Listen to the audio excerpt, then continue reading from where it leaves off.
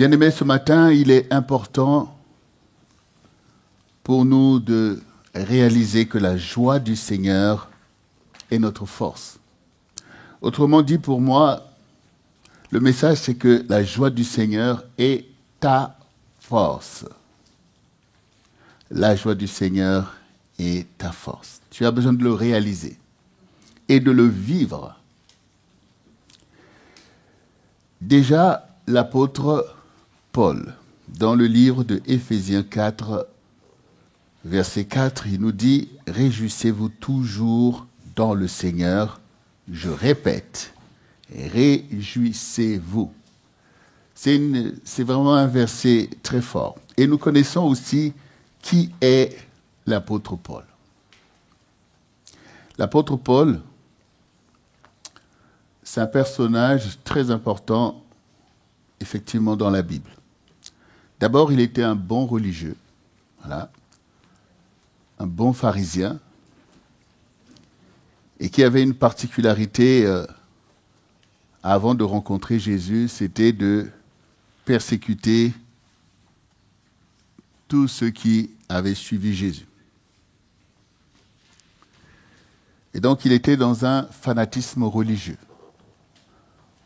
où il ne pouvait pas tolérer, comme ceux qui l'avaient embrigadé, que d'autres personnes puissent rencontrer Dieu et puissent être conduits par Dieu différemment. Et quand il a rencontré Jésus, il a connu la vérité et il s'est converti 100% à Jésus-Christ. Et son ministère a été un ministère de challenge. Sa personne a été souvent meurtrie à cause de l'Évangile. Il a été lapidé à plusieurs reprises. Et c'est d'ailleurs pour l'Évangile qu'il est mort, parce qu'il a été décapité. Donc c'est vraiment quelqu'un qui a marché avec Dieu au milieu de beaucoup de challenges, et pourtant c'est lui qui nous dit « Réjouissez-vous toujours dans le Seigneur ». Et il répète « Réjouissez-vous ». Donc ça veut dire que ce n'est pas une parole en l'air. C'est une parole qu'il a expérimentée. Qu'au milieu de toutes ces difficultés, Dieu était toujours là et il a toujours vu donc le Seigneur maîtriser toutes choses. D'ailleurs, la preuve, c'est sa conversion. Sur cette route de Damas, où il allait pour persécuter les chrétiens, le Seigneur lui est apparu. Et quand le Seigneur lui est apparu, le Seigneur lui a dit « Ne crains pas, je t'ai choisi.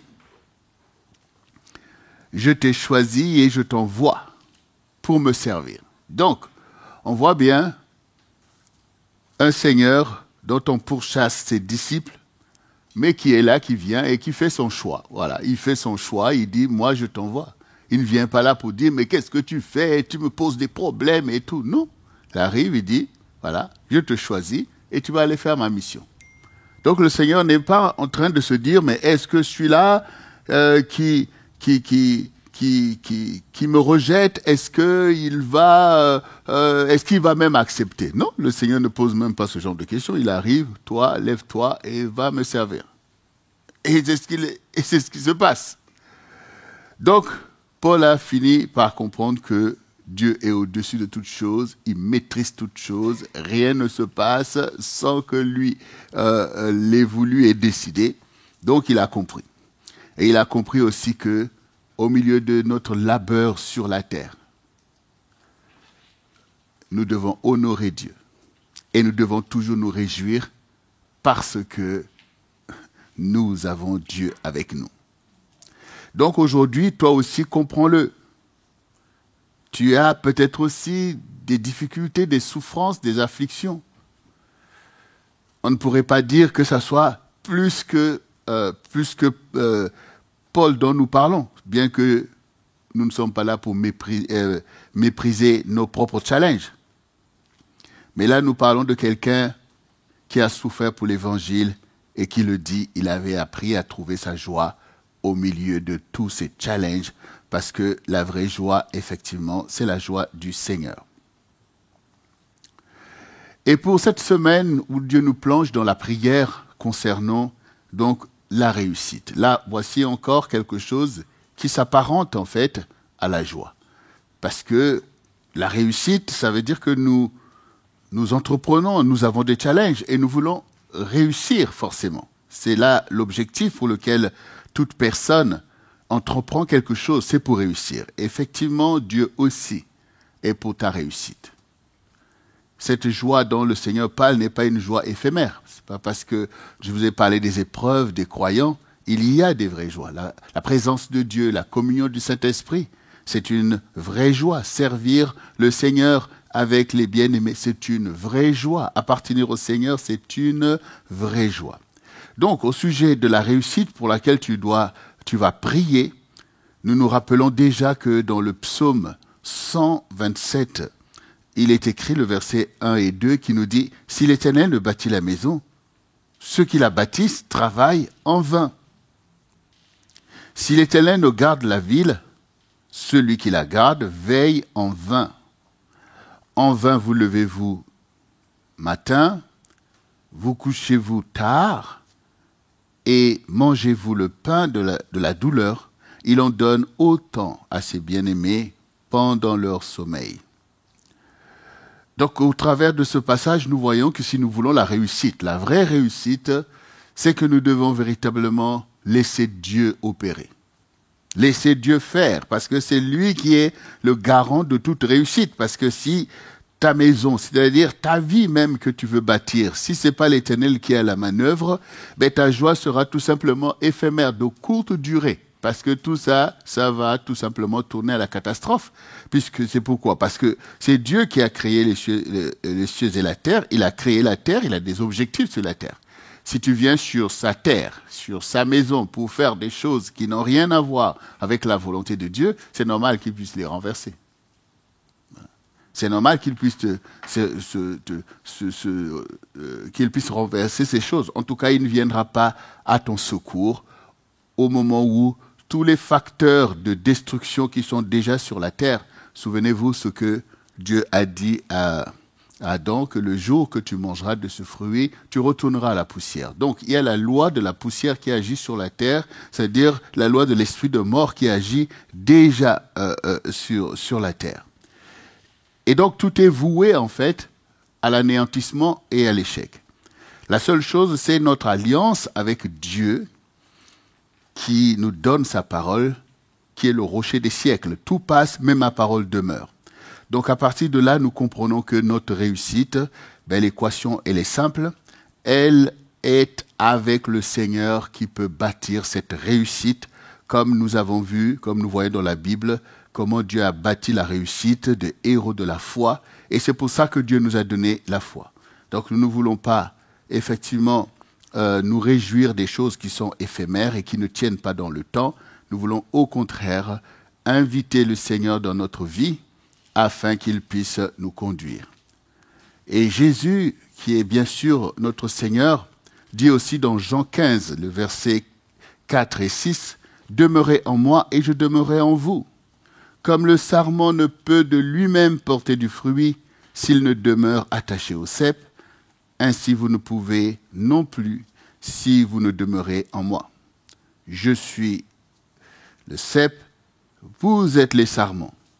Celui qui demeure en moi et en qui je demeure porte beaucoup de fruits, car sans moi, vous ne pouvez rien faire. » Oui, nous pouvons faire plein de choses, mais rien de bon, rien qui va emmener à cette réussite.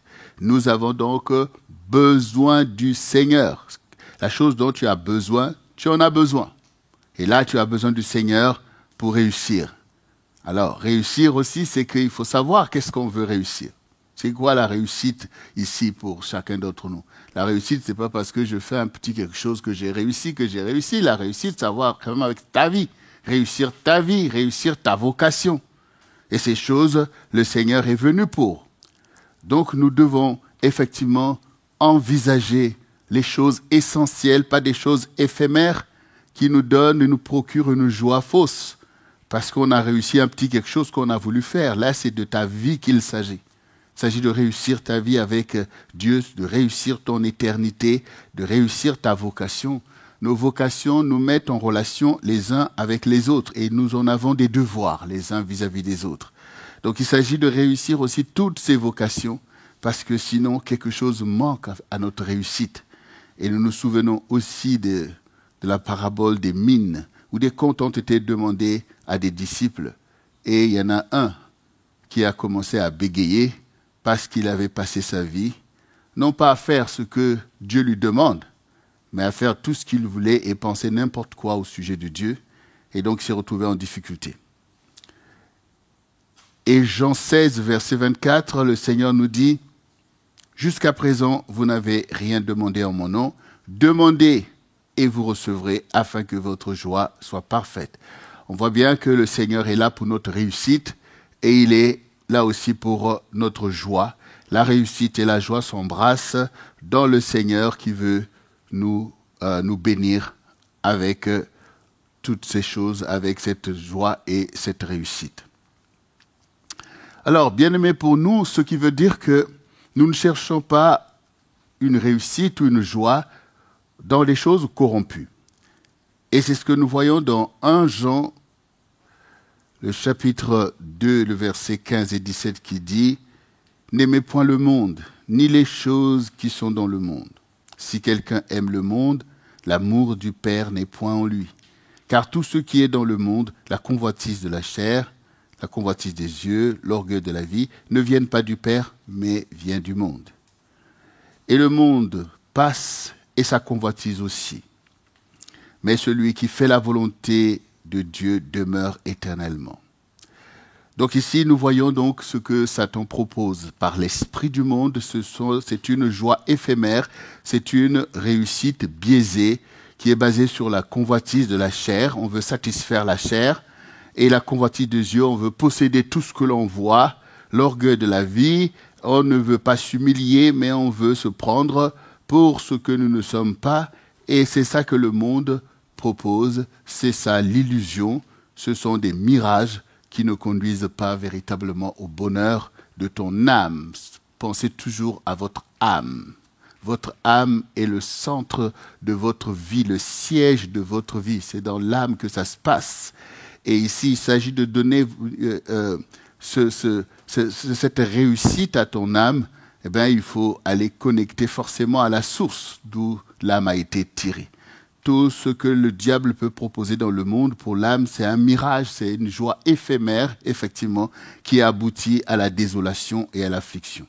Nous voulons au contraire, oui, aimer le Seigneur qui lui-même nous a aimés et nous a formés, et cela est logique. Bien-aimé, je voulais m'appesantir sur l'aspect effectivement de la joie du Seigneur pour toi. Pour toi, pour nous, pour ce monde. Rappelons-nous déjà, dans Luc 2, verset 8 et 15 nous rappelle ceci. Il y avait dans cette contrée des bergers qui paissaient dans les champs les veilles de la nuit pour garder leurs troupeaux. Et voici un ange du Seigneur leur apparut. Et la gloire du Seigneur resplendit autour d'eux. Ils furent saisis d'une grande frayeur. Mais l'ange leur dit, « Ne craignez point, car je vous annonce une bonne nouvelle, qui sera pour tout le peuple un sujet d'une grande joie. C'est qu'aujourd'hui, dans la ville de David, il vous est né un sauveur qui est le Christ, le Seigneur. Et voici à quel signe vous le reconnaîtrez. Vous trouverez un enfant emmailloté couché dans une crèche. Et soudain, il se joignait à l'ange une multitude de l'armée céleste, louant Dieu en disant « Gloire à Dieu dans les lieux très hauts et paix sur la terre parmi les hommes qui l'agréent. » Lorsque les anges les eurent quittés pour retourner au ciel, les bergers se dirent les uns aux autres « Allons jusqu'à Bethléem et voyons ce qui est arrivé, ce que le Seigneur nous a fait connaître. Nous venons de fêter Pâques. Et dans cette Pâques, nous avons vu la souffrance du Seigneur qui a donné sa vie pour nous. Et cette Pâques, nous l'avons intitulée la joie de Pâques. Effectivement, c'était ce que le Seigneur avait promis à ses disciples, que maintenant vous êtes tristes parce que je vous ai dit toutes ces choses. Mais votre tristesse sera changée en joie. Vous me reverrez. Effectivement, les disciples, après la mort, la crucifixion, la mort et la mise au tombeau, ils ont revu le Seigneur qui a été là avec eux, qui a mangé avec eux et qui pendant 40 jours était avec eux avant de monter au ciel. Donc c'est une joie très très forte et que l'on ne peut pas effectivement enlever. Mais ici, rappelons-nous déjà pourquoi le Seigneur est venu. Le Seigneur est venu et il est né donc à Bethléem, alors que Marie et Joseph allaient pour faire un recensement. Alors, le temps d'accoucher est venu pour Marie et se sont retrouvés là dans cette crèche. Ce n'était pas dans un hôpital, ce n'était pas dans un palais, c'était dans cette crèche où Jésus est né. Et les bergers sont en train de s'occuper de leurs troupeaux. Vous voyez, ils sont en train de passer la nuit pour garder leurs troupeaux. Tout ça, ce sont des challenges quotidiens des personnes qui essaient de vivre leur vie avancée. Pendant ce temps, effectivement, dans cette génération, beaucoup de choses se passent. Mais ici, l'ange vient et annonce aux bergers, et donc à nous tous, un grand sujet de joie. La nouvelle que j'apporte sera pour le peuple un grand sujet de joie. Mais quand nous lisons la Bible, nous savons que pour les bergers, ça a été un grand sujet de joie. Pour certaines personnes qui l'ont appris aussi, mais ce n'est pas pour tout le monde. Par exemple, pour les impies, ce n'est pas un grand sujet de joie. Déjà, prenez l'exemple de Hérode, qui a pourtant fait beaucoup de choses. Hérode a bâti un temple pour Dieu, plein de choses. Mais pour lui, ça n'a pas été un grand sujet de joie. Au contraire, un grand sujet de fureur.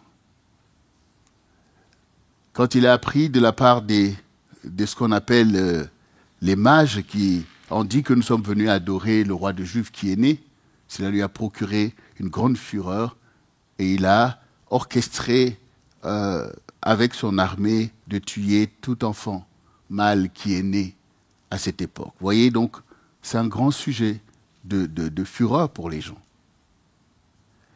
Et pourtant, pour toi, le peuple de Dieu, toi qui es l'enfant de Dieu, le Seigneur te dit que c'est pour toi un grand sujet de joie que Jésus soit né.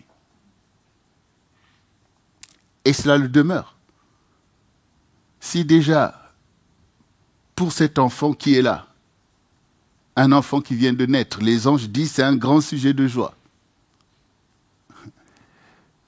Et pour toi, en sachant tout le ministère que Jésus a accompli, et qu'il est ressuscité des morts, qu'il tient dans sa main les clés de la mort et du séjour des morts, qu'il est monté au ciel et que tous les anges l'adorent. Comment peux-tu ne pas réaliser que c'est un grand sujet de joie pour toi? Puisque les bergers qui ont entendu, bien sûr, ils ont vu ces merveilles. Ils sont venus voir l'enfant. L'enfant ne pouvait rien faire pour eux. Même s'il est le Seigneur, mais c'était un enfant. L'enfant n'a pas pu leur adresser une parole. L'enfant ne les a pas guéris quand ils sont venus ou de dire, bon, rentrez chez vous, tout est arrangé, toutes sortes de choses. Ils ont tout simplement vu l'accomplissement, ils ont entendu la parole, ils ont cru ces choses, ce qui est pour eux une grande bénédiction. Mais toutes ces choses sont démontrées déjà.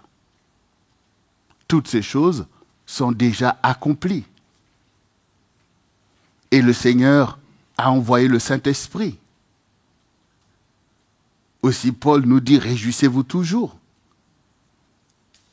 Donc, comment pouvons-nous ne pas avoir ce grand sujet de joie?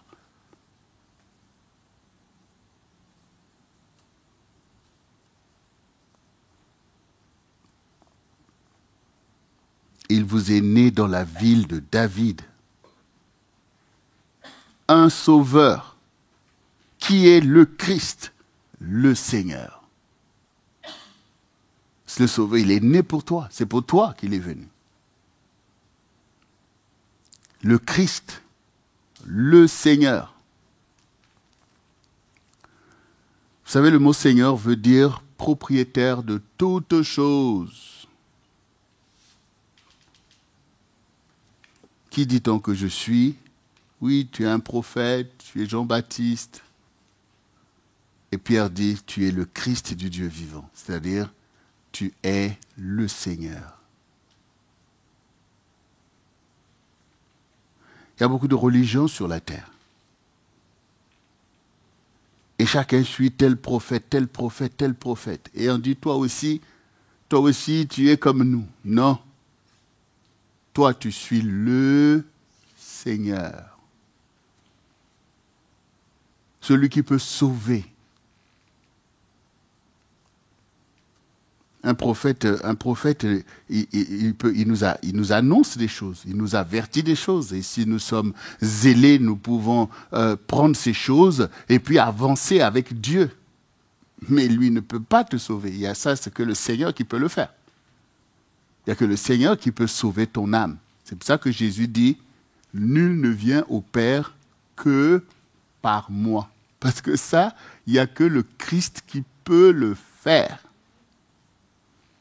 Il n'y a que lui qui peut écarter les péchés, enlever la colère de Dieu et dire, Père, voici ton fils, voici ta fille, voici ton peuple. Il n'y a que le Seigneur qui peut le faire.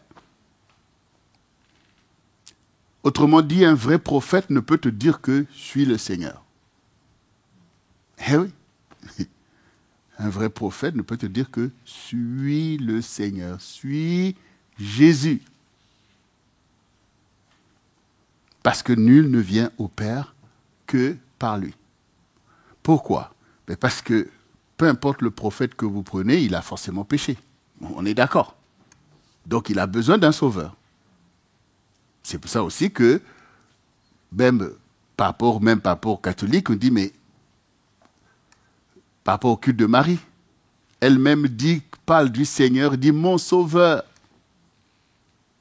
Et que dit la parole? Tous ont péché et sont privés de la gloire de Dieu. Donc, pour que tu sois dans la gloire de Dieu, il faut que le Seigneur, c'est-à-dire le Christ, Dieu Emmanuel, Dieu parmi nous, il n'y a que lui qui n'a pas péché. Et donc, il peut sauver des pécheurs. C'est pour ça que Jean-Baptiste a dit, voici l'agneau de Dieu qui ôte les péchés du monde. Effectivement, par son sang, c'est ce qu'il fait. Voyez? C'est ce qu'il fait. Il est le Seigneur. Il est le Seigneur. Donc, c'est pour nous un sujet de grande joie. Tu dois être dans cette joie. Cette joie doit t'habiter. Tu ne peux pas maintenant sortir de la vérité qui est déployée, que Jésus a attesté, témoigné par tout ce qu'il a fait, comment Jésus t'a touché, des prodiges qu'il fait dans ta vie. Donc cette joie, elle est tienne. Ce n'est pas une petite joie, une grande joie. Vous voyez, le Seigneur, pour nous qui sommes au CRC, le Seigneur a parlé de la grande restauration. Mais la grande restauration suppose de restaurer tout ce qui fait partie de la restauration, tout ce que tu avais perdu, tout ce qu'on t'avait pillé, Dieu veut le restaurer grandement. Et la joie, c'est très important en fait. La joie dans le ciel, tout s'écrit dans la joie, tout est dans la joie. Dans le royaume de Dieu, tout n'est que joie. Et donc, quand le royaume est venu sur la terre, c'est pour restaurer aussi cette joie qui ne dépend pas des circonstances. Cette joie qui n'est pas qui ne sont pas les mirages que propose en fait l'esprit du monde, comme on a vu. Non, on parle de la joie de ton âme en paix, en sécurité pour l'éternité. Votre âme est attachée, votre âme est là pour l'éternité en fait. Donc autrement dit, qu'est-ce que peut redouter ton âme selon la vérité? Ton âme ne va pas redouter parce que, bon, peut-être que ce soir, tu vas peut-être pas manger le bon plat que tu aimes, quoi. Oui. Ton âme n'est pas en train de redouter un challenge, quelque chose que tu traverses qui appartient à cette vie, les réalités qui sont là, en fait. C'est pas ça que l'âme redoute en réalité.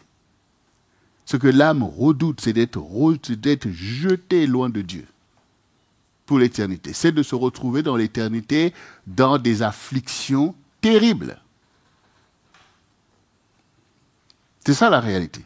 Autrement dit, quand ton âme trouve finalement par la grâce de Dieu l'éternité, quand cette assurance lui est accordée, ton âme est dans une grande joie. C'est pour ça que tous les apôtres de Jésus, ils n'ont pas craint la mort. Ils n'ont pas craint la mort, en fait. Paul lui-même, il dit, mais je préfère être avec le Seigneur. Mais si je dois rester à cause de vous, je reste. Vous voyez? Et il dit, la mort m'est un gain. Quel que soit tout ce que vous voulez faire, moi, j'ai gagné. J'ai achevé la course. J'ai gardé la foi. Et le Seigneur va me donner ma couronne. Ça, c'est l'âme qui parle. Ça, c'est l'âme qui parle, qui a été sauvée et qui sait que maintenant je rentre dans la joie éternelle, la joie véritable. Donc, toi, ne confonds pas, en fait, les réalités que tu peux rencontrer, les difficultés que tu peux rencontrer, avec le vrai challenge de ta vie, où le Seigneur est avec toi et tu es avec lui. Et le Seigneur, il te guide, il te conduit au milieu de toutes ces choses. Regarde, par exemple, hier, quelque chose devant lequel tu étais en difficulté, aujourd'hui, tu es en possession de cette chose. Donc, on n'est pas en train de nous tromper sur les petits challenges du quotidien pour pouvoir se laisser entraîner loin de la joie du Seigneur. Quand le Seigneur lui-même, qui a fait tous ces prodiges, était là aussi au milieu de tous les challenges de sa vie. On n'a pas vu qu'il était triste du fait que les gens parlaient mal de lui, du fait qu'on voulait le lapider, du fait qu'il y a l'épreuve de la croix, du fait que... Non, non.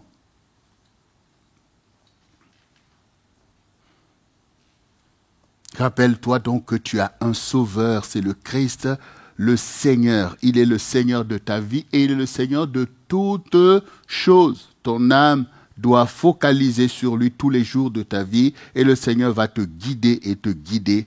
C'est important pour nous, bien-aimés, de pouvoir véritablement revenir à cette joie qui est notre héritage de génération en génération. C'est ainsi que nous sommes la lumière du monde et le sel de la terre. Regardez, dans Néhémie 8, le verset 9 à 12, nous pouvons lire ceci. Néhémie, le gouverneur, Esdras, le sacrificateur et le scribe, et les Lévites qui enseignaient le peuple, dirent à tout le peuple, « Ce jour est consacré à l'Éternel, votre Dieu. Ne soyez pas dans la désolation et dans les larmes, car tout le peuple pleurait en entendant la parole de la loi. Ils leur dirent, « Allez, mangez des viandes grasses et buvez des liqueurs douces, et envoyez des portions à ceux qui n'ont rien de préparé, car ce jour est consacré à notre Seigneur. Ne vous affligez pas, car la joie de l'Éternel sera votre force. » Les Lévites calmaient tout le peuple en disant, « Taisez-vous, car ce jour est saint. ne vous affligez pas. Et tout le peuple s'en alla pour manger et boire, pour envoyer des portions et pour se livrer à de grandes réjouissances, car ils avaient compris les paroles qu'on leur avait expliquées. Nous connaissons en fait cette histoire de la reconstruction de la muraille par Néhémie. Nous connaissons le peuple de Dieu, que Dieu a fait sortir avec beaucoup de puissance et de miracles. C'est le peuple qui a été béni. Et c'est au milieu de ce peuple que Dieu a fait sortir la bénédiction qui nous concerne aujourd'hui, la bénédiction de l'Éternel. Donc ce peuple a vu de grandes choses. Ce peuple a marché avec Dieu. Ce peuple connaît Dieu. C'est son Dieu. Et il est devenu aussi notre Dieu par la grâce de notre alliance avec Jésus. Mais nous voyons ici des épisodes qui se sont passés dans la vie de ce peuple. On parle maintenant de restaurer la muraille. On parle du retour des captifs. Néhémie lui-même était en captivité. Donc il s'est passé des choses. Il s'est passé des réalités où ils ont perdu la bénédiction, où ils sont devenus vulnérables, où ils ont été vaincus par leurs ennemis, qui les ont menés en captivité et toutes sortes de choses. Donc beaucoup de choses se sont passées. Et là, on est dans un temps de grande restauration. Voici, donc, Dieu a fait grâce, comme il avait promis, et Néhémie lui-même a trouvé grâce auprès des rois à Babylone, qui lui ont permis de revenir, rebâtir la muraille et aussi relever la maison du Dieu qui est à Jérusalem.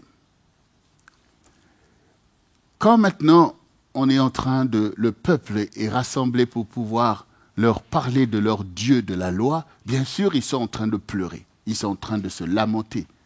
Pourquoi? Mais toute la désolation, toutes les choses qu'ils ont souffert. Et voici leurs frères qui avaient été déportés depuis près d'un siècle et qui reviennent maintenant pour dire, mais levez-vous, rebâtissons.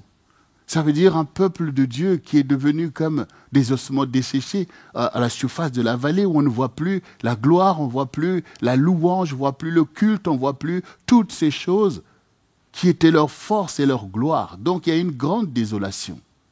Tout ça, ça rappelle les guerres, ça rappelle tout ce qu'ils ont perdu, ça rappelle toutes ces choses. Donc il y a, l'âme est dans l'affliction. Mais là, l'Esprit de Dieu réagit et Néhémie et les autres sont dans la clairvoyance, disent non, il ne faut pas arrêter de tout mélanger là. Là, on est en train de restaurer les choses qu'on a perdues. Qu'est-ce qu'on a perdu? La joie du Seigneur. On a perdu la louange de notre Dieu. Donc on est venu pour restaurer ces choses. On est venu pour ramener l'esprit de vie là où l'esprit de mort a gangréné. Parce que tout ce qui est en train de se passer, l'esprit de mort est bien mélangé là-dedans. Vous voyez? La nostalgie, la mélancolie, toutes ces choses sont des sentiments parfois qui peuvent t'étreindre, t'assaillir en fait. Alors tu peux te dire légitimement que mais oui, j'ai souffert, oui, telle chose, telle chose, telle chose. Mais l'ennemi aussi profite pour faire main basse, parce qu'il sait que l'Esprit de Dieu est un esprit de joie. L'Esprit de Dieu est un esprit de joie. Et là, le Seigneur revient vers toi. Il revient au milieu de son peuple.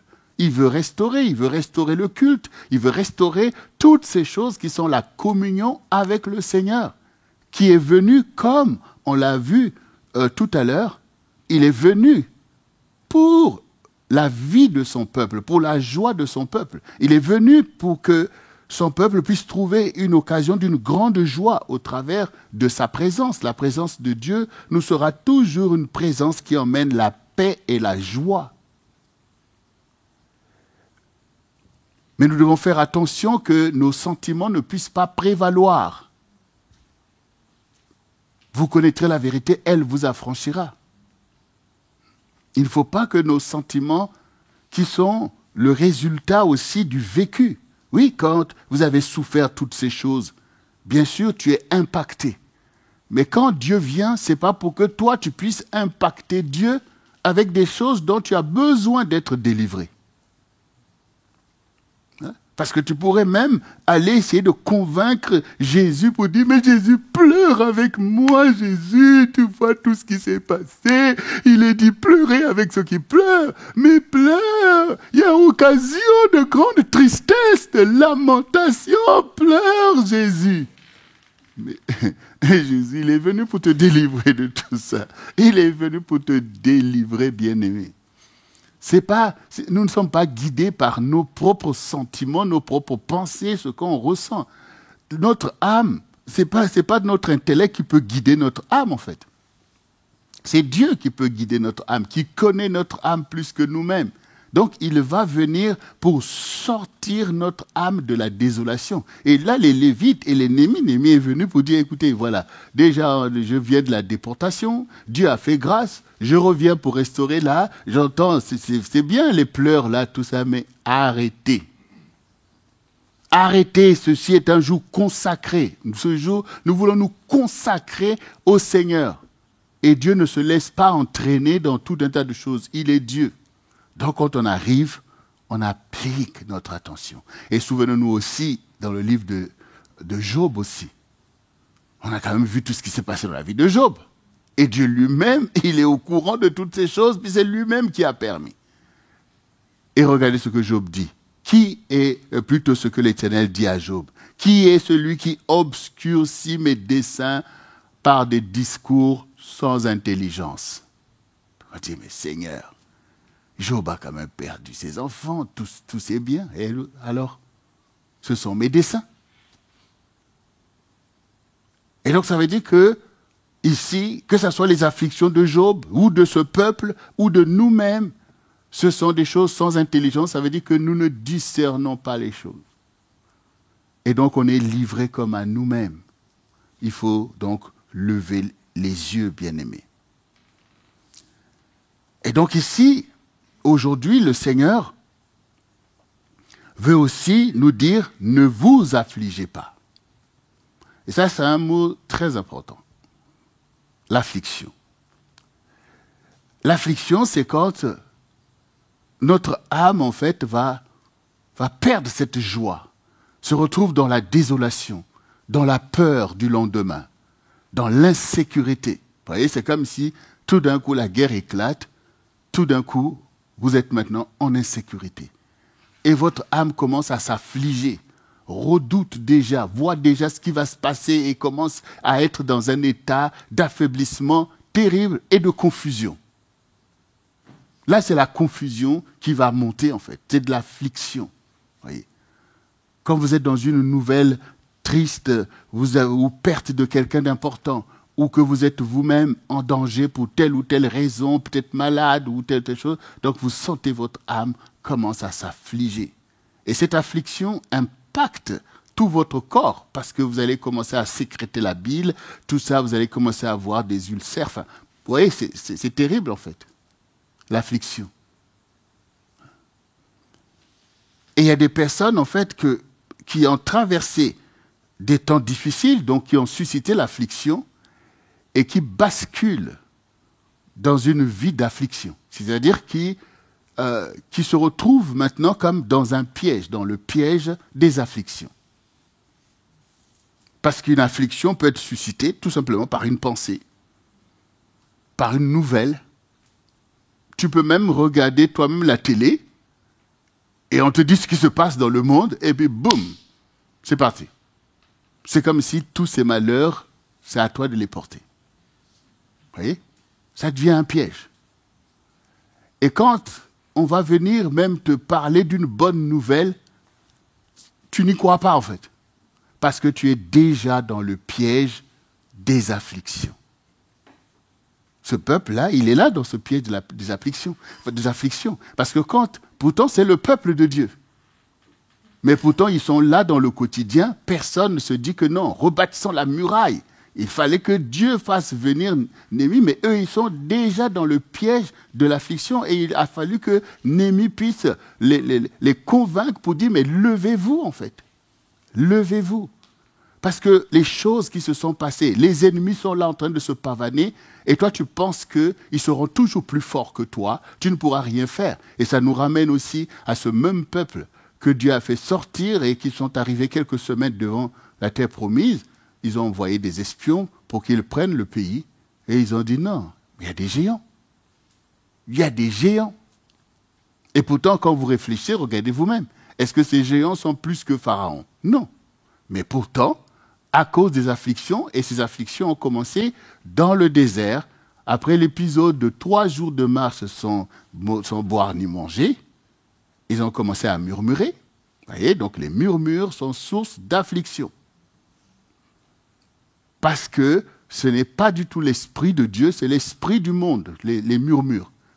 Tu murmures, tu ne sais pas les choses, tu commences à murmurer. Et on murmure de tout, y compris même de ses propres bénédictions. Dieu est en train de faire un travail, puis toi tu commences à murmurer. Et c'est pour ça que les serpents brûlants sont sortis. Et sont venus les mordre, et beaucoup sont morts. Et ceux qui ont échappé, c'est ceux qui ont pu lever les yeux vers le serpent d'airain.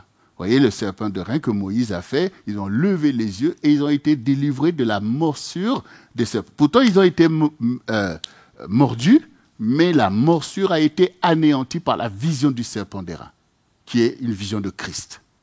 Vous voyez? Donc ça veut dire ici que nous comprenons quand le Seigneur dit « Réjouissez-vous », c'est en lui, la joie du Seigneur, c'est en lui, notre joie, nous la puisons en lui. C'est lui qui est notre joie, c'est lui qui est ta joie, c'est lui qui a anéanti pour toi la morsure des serpents brûlants. C'est lui qui a délivré ton âme de la mort, d'une mort qui était certaine et imminente. Jésus est allé mourir à ta place. Donc, il est ta joie. Il est ta joie. Donc il ne faut plus qu'il y ait des réalités qui viennent te tromper pour affliger ton âme, en fait, d'où Dieu veut recevoir la louange. Vous voyez? Parce que ici au lieu de louer le Seigneur, alléluia, ils veulent maintenant, oh, Seigneur, regarde tout ce qui nous est arrivé. Mais bien sûr que j'ai vu tout ce qui vous est arrivé. Ça avait même été annoncé avant que ça arrive. Vous avez oublié tout ça? Que Dieu a prévenu, si vous faites ceci, voici ce qui va arriver. Si vous vous détournez de moi, voici ce qui va arriver. Si vous vous tournez vers des faux dieux, voici. Donc, bien sûr que Dieu sait. Mais Dieu voit aussi l'affliction de ton âme. C'est difficile, en fait.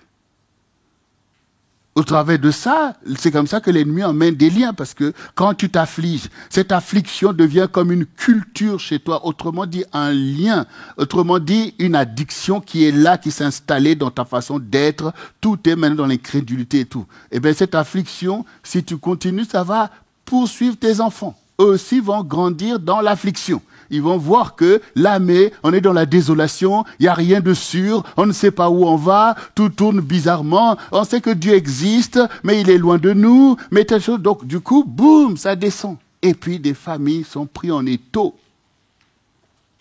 Le bonheur devient impossible. Les promesses de Dieu s'éloignent. Donc nous devons comprendre ce jour que c'est très important pour nous de sortir de l'étau des afflictions pour laisser place à la louange de notre Seigneur qui mérite, qui a délivré nos âmes pour l'éternité et nous a donné une joie certaine. Et nous gardons nos yeux fixés sur lui dans nos challenges, dans nos difficultés. Regardez Pierre et Silas, ils étaient en prison. Ils étaient en prison. Et qu'est-ce qu'ils étaient en train de faire? Est-ce qu'ils étaient en train de s'affliger? Est-ce qu'ils sont en train de se lamenter? Non. Ils sont en train de louer le Seigneur. Et qu'est-ce qui s'est passé? Les chaînes se sont brisées. Les chaînes se sont brisées. Donc aujourd'hui, le Seigneur ne va pas t'encourager dans tes afflictions. Il ne va pas te dire que oui, ça va t'aider. Non. Les afflictions, la tristesse, vous voyez, la tristesse, parfois, ça vous procure un sentiment un peu bizarre. Enfin, c'est-à-dire, c'est comme une joie, en fait. Là, tu es tout triste, là. C'est un piège.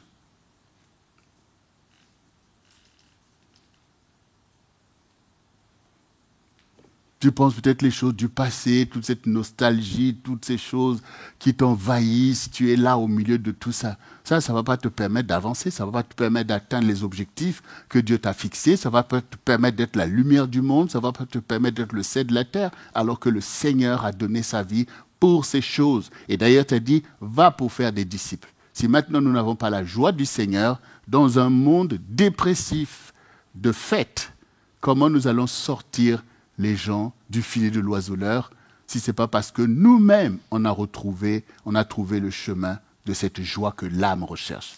Votre âme recherche cette joie, mais cette joie qui est la joie du Seigneur. Alors, bien-aimés, nous comprenons que oui, aujourd'hui, nous voulons rentrer véritablement dans cette bénédiction de la joie du Seigneur qui doit être notre force pour faire les choses, notre force pour avancer, notre force pour renverser les œuvres de l'ennemi, notre force pour rentrer dans nos vocations, notre force pour avancer en tant que CRC international, notre force pour accéder aux promesses de Dieu. C'est cette joie, il faut s'en emparer. Ce n'est pas la louange par des hymnes, c'est une foi vivante en Dieu. C'est de reconnaître à ton Seigneur la légitimité de guider ta vie et même de t'éprouver. Vous voyez, il n'y a rien de bon sans épreuve. Où est-ce que vous avez vu que sans épreuve, et quelque chose de bon est sorti? Donc, nous ne craignons pas l'épreuve, puisque l'épreuve, elle est là pour nous qualifier. L'épreuve est là pour révéler quelque chose. Vous n'y aurez jamais du roi David sans Goliath, qui l'a révélé à Israël. Donc, toi aussi, au travers des épreuves, ne tombe pas dans l'affliction, mais fortifie-toi pour la révélation de ta propre vie devant le challenge que Dieu permet. Donc, on ne se trompe plus, en fait. On a compris que nous sommes bénis, nous appartenons au Seigneur, qu'il est avec nous, qu'il a des objectifs, il a des projets. Mais au milieu de ça, nous allons garder la foi. Ça veut dire que devant ces challenges, nous n'allons pas nous affliger, nous affaiblir et même faire comme cette génération qui finalement a été renvoyée dans le désert parce qu'ils ont eu peur de leurs ennemis et ils ont oublié le Seigneur qui les avait délivrés. Toi aussi, n'oublie pas le Seigneur, Jésus, au milieu de tes challenges. Mais plutôt honore-le, mais plutôt proclame sa parole. Plutôt déclare que toute arme forgée contre moi sera sans effet. Ça veut dire que l'ennemi, il croit qu'il va prendre la sonde, mais tu lui dis, mais toute arme forgée contre moi sera sans effet. Ça veut dire que tout ce que tu fais est nul et non avenu. Et en justice, je te condamne parce que tel est mon héritage. Donc voilà, c'est ça la joie qui sera notre force. Parce que ce peuple-là, il est là au milieu des ruines, mais l'ennemi est venu pour rebâtir. Et lui, il a la foi.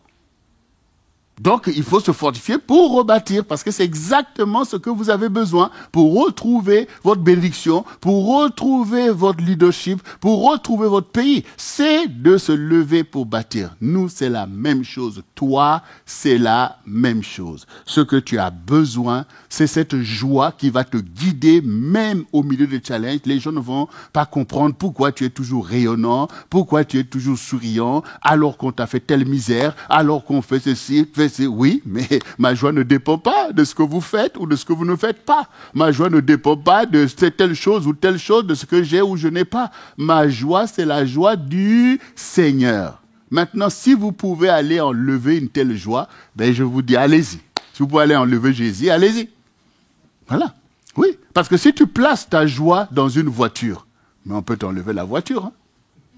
Voilà. Les choses, oui, les choses sont là. Tu mets ta joie dans une maison, tout ça, c'est des choses du monde. Mais quand ta joie est en Jésus, qui peut toucher Jésus? Oui. Qui peut? C'est-à-dire que ta joie, ta source, personne ne la connaît. On ne sait pas où pour dire on va aller attaquer cette joie pour qu'elle soit... C'est fini. Ta joie, c'est ton trésor. C'est-à-dire que la joie remplit ton cœur parce que Christ est là, l'espérance de la gloire. Et nous devons être vraiment ce peuple rayonnant qui apporte pour notre génération. Nous devons vraiment servir le Seigneur. Nous devons être reconnaissants. Nous devons être dans la vérité. Nous devons être joyeux, prospères. C'est ce que nous devons être, c'est ça la joie. Est-ce que Dieu, le Seigneur dit, bon, je suis votre joie, mais c'est une joie un peu comme ça, hein? mais je sais que je ne peux rien faire. Attendez, vous voyez, ça n'a pas de sens. Il s'est dit, cherchez le royaume et la justice de Dieu, et tout le reste vous sera donné, parce que cette joie, c'est aussi un témoignage que Dieu veut donner à notre génération, pour que le Seigneur, qui nous a dit, vous êtes la tête et non la queue, vous êtes devant et non derrière, en haut et non en bas, puisse attester de la valeur de l'Évangile. L'Évangile, c'est notre bonheur, c'est le plan de Dieu où Dieu, finalement, nous pardonne, où Dieu se réconcilie avec nous-mêmes comme nous nous réconcilions avec lui, et c'est lui qui a formé la terre pour que nous puissions apporter ce témoignage. Donc nous allons nous taire maintenant de toutes ces afflictions, et nous allons dire, mon âme, réjouis-toi en l'Éternel, qui a fait pour toi des prodiges. Et nous devons apprendre cette joie à nos enfants. Nous devons leur apprendre à se réjouir. Quand il y a des choses, ne t'inquiète pas. Le Seigneur est vivant. Le Seigneur est là. Ne t'inquiète pas. Papa est là. Maman est là. Parce que toi qui parles, Christ est en toi. Donc nous devons avoir aussi cette assurance. Même quand tu es là, peut-être dans ton lieu de travail, tout le monde comme, mais ne vous inquiétez pas, ça va s'arranger, ce genre de situation. On est là pour ça, on a de la compétence. Vous voyez, là, vous commencez maintenant à être des vrais disciples de Jésus.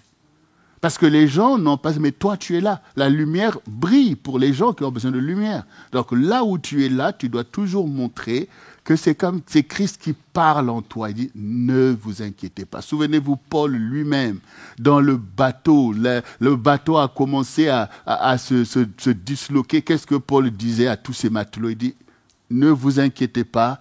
Voilà, on aura des pertes, peut-être du navire, mais si tout le monde reste dans le navire, aucun ne va se perdre. Mais ceux qui se jettent à l'eau, ça c'est tant pis pour eux. Donc, vous voyez, donc Dieu, au travers de Paul, veut montrer à tous ces païens que, voilà, ne vous inquiétez pas, il y a une solution avec Dieu. Et bien toi aussi, ça doit être la même chose. Ça veut dire que c'est une attitude coupable pour nous si devant les païens qui sont déstabilisés, nous-mêmes sommes source d'affliction pour les gens. Par nos inquiétudes, par des discours, en fait, sans intelligence, en fait, qui ne sont pas conformes à notre alliance avec Dieu. Dieu est un Dieu de paix et veut faire grâce à tout homme et désire que tout homme parvienne à la connaissance de la vérité. Donc, bien-aimés, nous allons terminer vraiment ce message par cette parole que nous avons beaucoup entendue ces derniers temps au CRC, qui est en fait... qui est donc dans Ésaïe, où il nous est dit, l'Éternel sera toujours ton guide, il rassasiera ton âme dans les lieux arides, il redonnera de la vigueur à tes membres, tu seras comme un jardin arrosé, comme une source dont les eaux ne tarissent pas, les tiens rebâtiront sur d'anciennes ruines, tu relèveras des fondements antiques, on t'appellera réparateur des brèches, celui qui restaure les chemins, qui rend le pays habitable. Dieu veut nous guider dans la joie, puisque c'est sa joie en fait. C'est sa joie. L'ennemi, il veut t'épouvanter, c'est lui qui est dans la confusion, il veut t'épouvanter, il veut troubler l'eau et tout ça. Le Seigneur, il maîtrise. Et il veut te conduire dans cette joie qui est l'expression de ta foi et de ta confiance en lui. Quand tu as cette joie qui ne dépend pas des circonstances, Satan est en colère. Il est en colère parce que Dieu est glorifié. C'est pour ça que le Seigneur, en fait, il a laissé Satan attaquer Job. C'est pour démontrer que la foi ne dépend pas que je vais bien, alors j'ai la foi, et quand ça va mal, j'ai pas la foi. C'était ça le challenge. C'était ça le challenge, puisque Satan va dire, oh ouais, mais Job, il est intègre, et il t'honore parce que tu lui as tout donné, tu ne permets même pas qu'on puisse le toucher. Donc c'est pour ça, en fait, c'est pas une vraie adoration qu'il te voue, en fait. C'est un intérêt. Dieu a dit, ah bon, vas-y. Et donc, Job est resté toujours focus sur Dieu.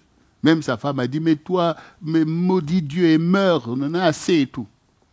Donc, le Seigneur a voulu, au travers de cette épreuve, montrer à tout homme que quels que soient les challenges, quelles que soient les difficultés, notre relation avec Dieu doit prévaloir. La crainte de Dieu, l'amour du Seigneur, c'est le sommet de notre consécration.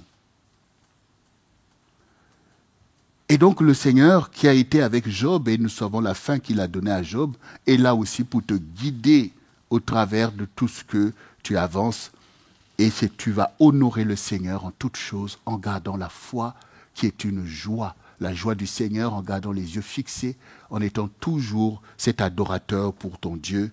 Le Seigneur fera des prodiges et tu seras une source de bénédiction pour beaucoup qui par ta foi aussi vont se relever et se tourner vers le Seigneur. Alors, bien-aimés, oui, la joie du Seigneur, notre Seigneur, le Christ, est notre force, sera notre force en toutes choses. Elle est dès maintenant ta force, toi qui m'écoutes, dans ta maison, dans tous tes challenges, cette joie qui sera ta force pour réussir ce que tu es en train de faire, pour réussir ce pourquoi tu pries, pour réussir l'œuvre du ministère.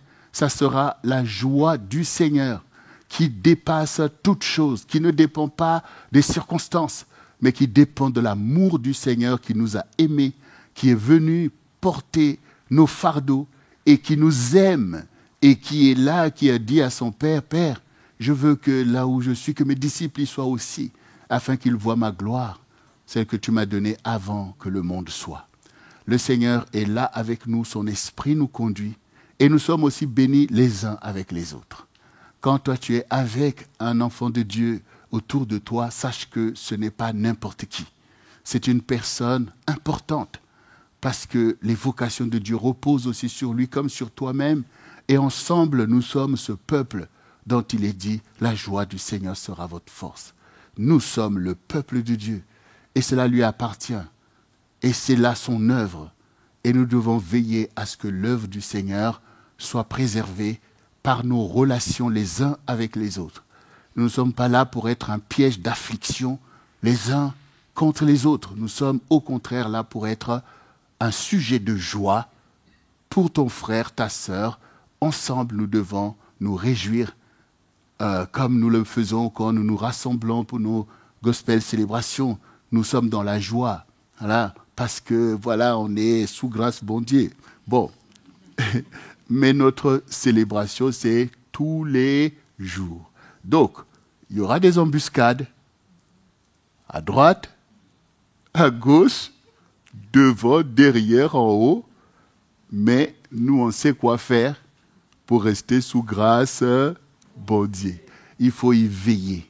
C'est cette joie qui est notre part, bien-aimée, et c'est une grande source de délivrance pour notre génération qui verra la joie du Seigneur et viendront dans la bergerie.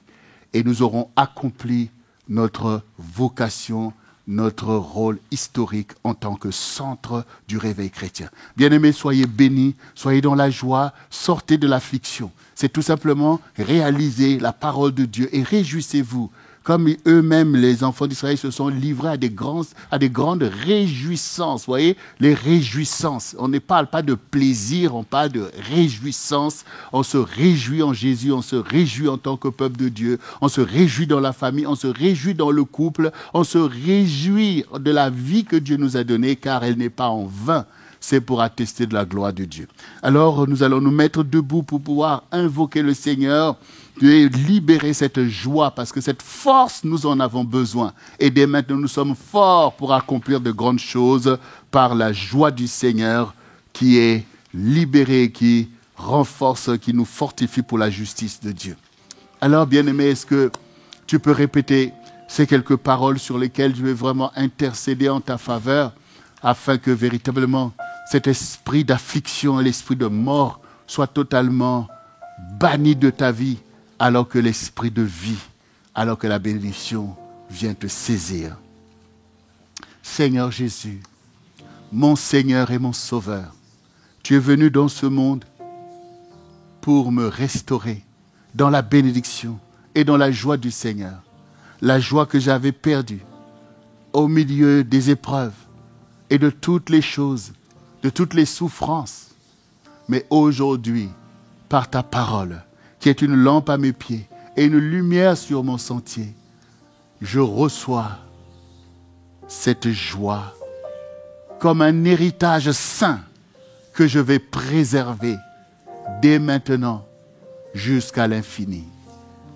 Je renonce à l'esprit d'affliction, à l'esprit de mort et de confusion. Et je lève mes yeux vers toi, qui est le serpent d'airain, qui a été élevé sur le mont Golgotha, afin que je puisse lever mes yeux. Et maintenant, Seigneur, je lève les yeux vers les montagnes, d'où me vient le secours. Maintenant, Seigneur, je laisse place en moi, afin que ta joie, Seigneur, puisse remplir mon corps, qui est le temple du Saint-Esprit. C'est pourquoi je renonce à toute incrédulité. Je renonce là où je regardais les choses qui sont dans le monde. Je me détourne de ces choses. Je renonce là où je donnais de l'importance aux mauvaises nouvelles. Je renonce et je tourne l'oreille vers la bonne nouvelle, qui est l'évangile de mon salut et du salut de tout homme. Oui, Seigneur, je m'appuie sur ta parole et je suis joyeux, car ta parole ne me condamne pas, mais ta parole me délivre, parce qu'un sauveur pour moi est né, parce qu'un rédempteur pour moi est venu. Son nom, c'est Jésus. Seigneur, tu es vivant, tu as vaincu la mort et tu tiens dans ta main les clés de la mort et du séjour des morts. Tu en fais descendre et tu en fais monter à ta guise. Je te rends grâce de ce que tu me veux avec toi dans la vie éternelle. Merci Seigneur, c'est une joie intense, une joie ineffable, une joie qu'on ne peut pas expliquer, une joie que personne ne peut m'ôter. Car oui, tu es l'époux de l'Église, tu es mon époux Seigneur. C'est une joie intime. Oui Seigneur, merci pour cette restauration, de cette joie intime qui me délivre de toute morosité, de tout esprit de mort, car ma joie ne dépend pas des circonstances.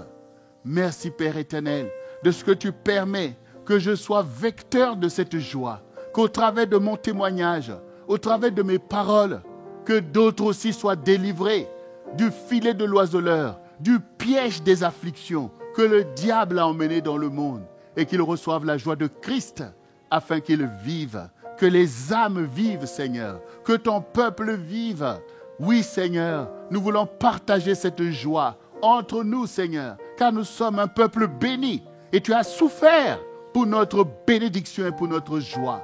Oui, Seigneur, nous sommes délivrés de l'ignorance et de la corruption afin de nous réjouir en ta présence et que notre louange soit devant toi un parfum de bonne odeur. Les choses anciennes sont passées et toutes choses deviennent nouvelles dans la joie du Seigneur.